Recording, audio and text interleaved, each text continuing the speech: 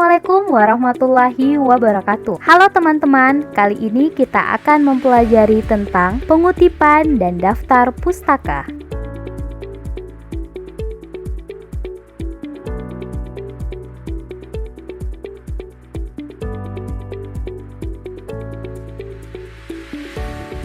Kutipan adalah gagasan yang diambil dari sumber lain untuk memperkuat tulisan sendiri. Proses pengambilan gagasan itulah disebut mengutip. Gagasan itu dapat diambil dari sumber manapun seperti majalah, referensi, buku, ensiklopedi, dan lain-lain. Kutipan langsung. 1. Kutipan langsung kurang dari 4 baris. Diawali dan diakhiri tanda petik.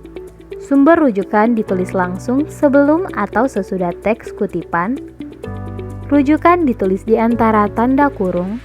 Dimulai dengan nama akhir sebagaimana tercantum dalam daftar pustaka, tanda koma, tahun terbitan, titik 2, spasi, dan diakhiri dengan nomor halaman. 2. Kutipan langsung lebih dari 4 baris. Deketik 1 spasi, dimulai 7 ketukan dari batas tepi kiri. Sumber rujukan ditulis langsung sebelum teks kutipan.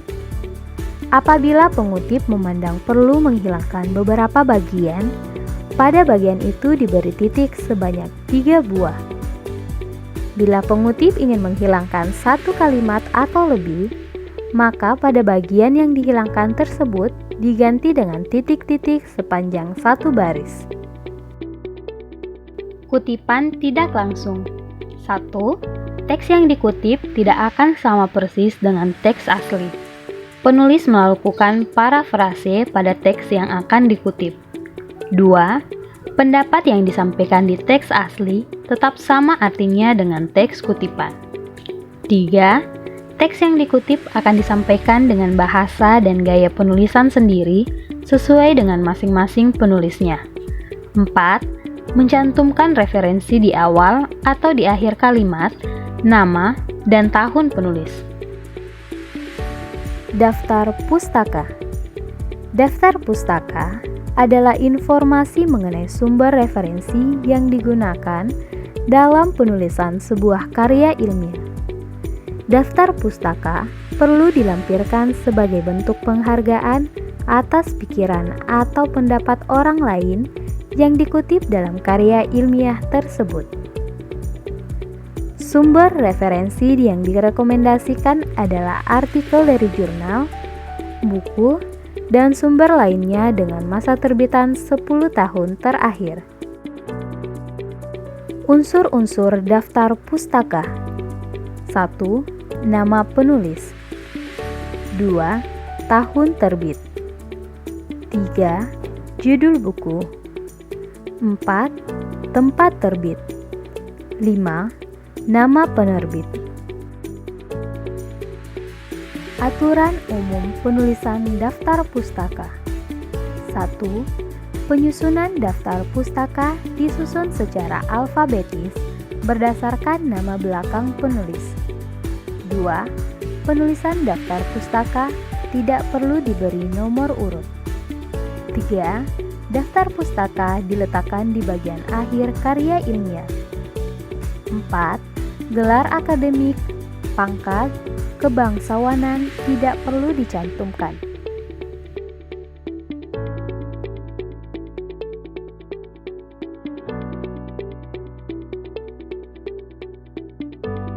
Satu, dari internet.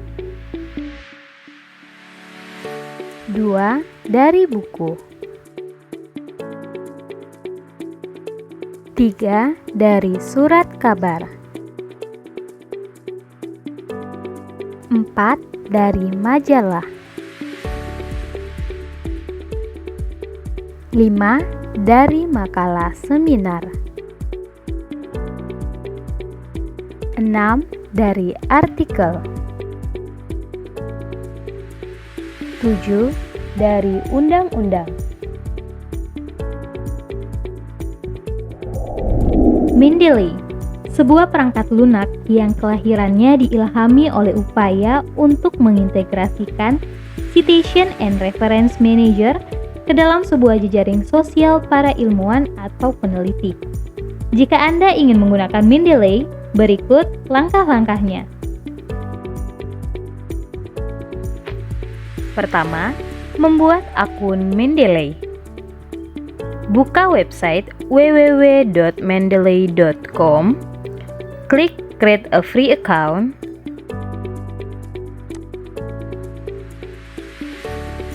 masukkan email, nama, dan password, lalu klik Register.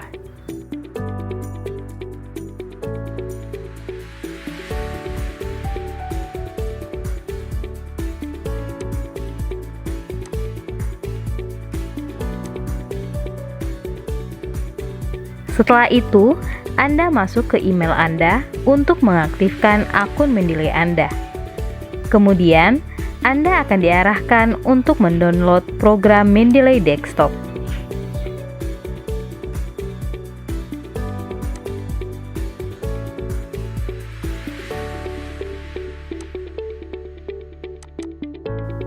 Kedua, instalasi dan konfigurasi Mendeley Desktop. Pertama, install program Mendeley. Setelah itu, buka program tersebut, masukkan email dan password account Mendeley Anda. Setelah program Mendeley terbuka, klik menu Tools, lalu pilih Install Microsoft Word Plugin untuk memasukkan menu Mendeley ke dalam Microsoft Office Word Anda. Ketiga, membangun library di Mendeley. Referensi yang telah atau akan digunakan dalam karya tulis ilmiah dapat kita masukkan ke dalam Mendeley agar dapat disitasi pada file karya tulis ilmiah kita. Memasukkan dokumen dapat dilakukan dengan dua cara. Pertama, memasukkan file PDF artikel atau buku. Cara ini digunakan apabila Anda telah memiliki file yang lengkap dari referensi yang Anda gunakan.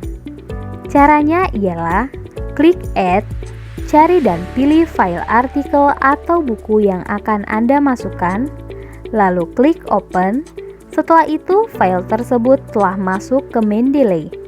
Selanjutnya, silahkan perhatikan data file yang Anda telah masukkan tersebut pada bagian kanan layar komputer Anda untuk memastikan bahwa data artikel dan buku telah sesuai seperti judul, penulis, tahun, penerbit, dan lainnya. Kedua, memasukkan file citasi yang diambil dari Google Scholar. Cara ini lebih direkomendasikan karena data diperoleh dari Google Scholar. Pertama, buka scholar.google.co.id, lalu ketik judul atau kata kunci referensi yang Anda cari. Setelah itu akan muncul berbagai referensi sesuai dengan kata kunci yang Anda ketik. Setelah menemukan referensi yang akan Anda gunakan, klik kutip, lalu klik Refman, maka data citasi referensi tersebut telah terdownload dan dapat dimasukkan ke dalam Mendeley dengan mengikuti langkah-langkah sebelumnya melalui menu Add File.